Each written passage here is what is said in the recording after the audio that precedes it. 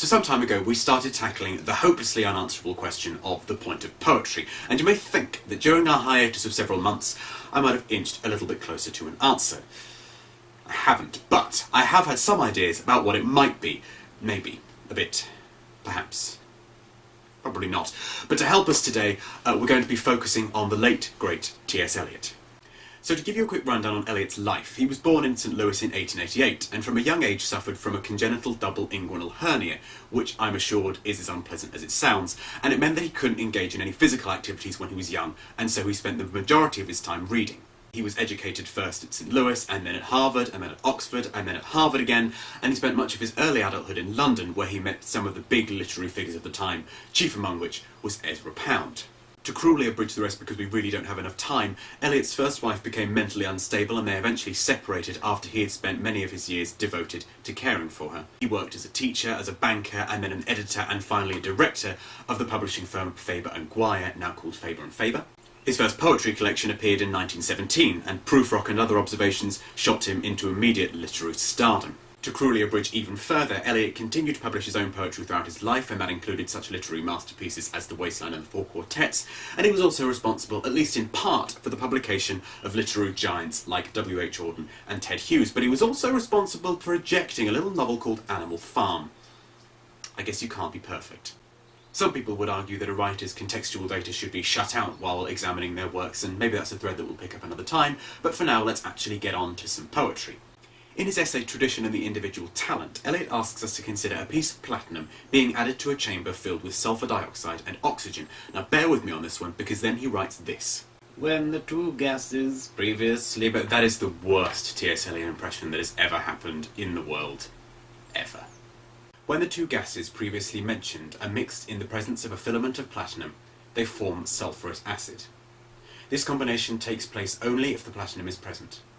Nevertheless, the newly formed acid contains no trace of platinum, and the platinum itself is apparently unaffected, has remained inert, neutral, and unchanged.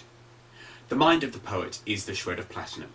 It may partly or exclusively operate upon the experience of the man himself, but the more perfect the artist, the more completely separate in him will be the man who suffers and the mind which creates. The more perfectly will the mind digest and transmute the passions which are its material. Let's just take 17 million years to digest that.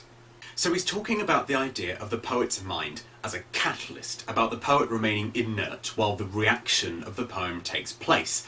And this is something that we see pretty well constantly in Eliot's poetry.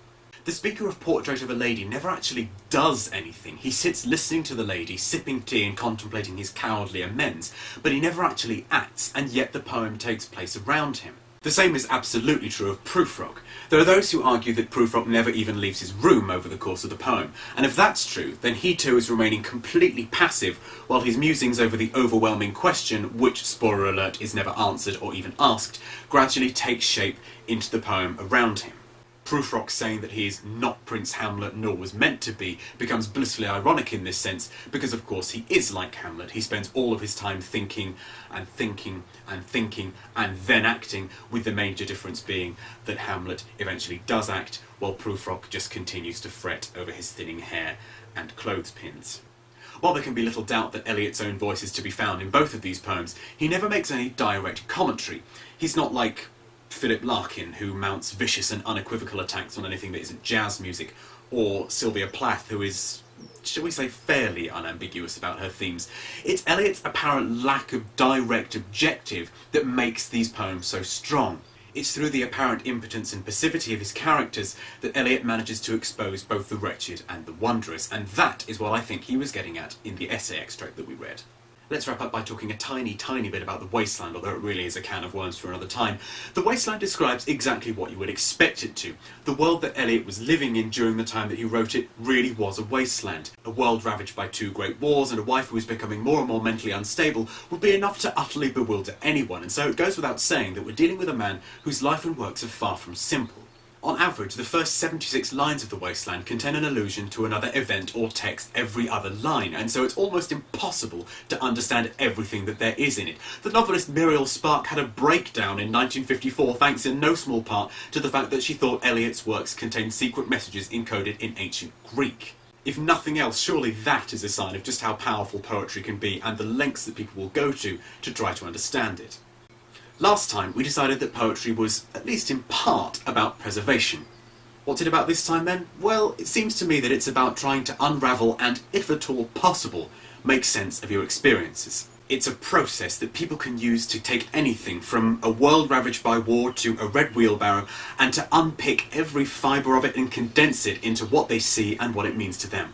By removing his own voice from his poems, Eliot does this all the more effectively. Perhaps today we've unearthed more questions than we've answered, but then perhaps that's part of the point as well. I'll think about it and get back to you. Internet, shanty, shanty, shanty. I'll see you next time. Gradually grows into the poem around him. Who the hell thinks motorcycling is more important than my video?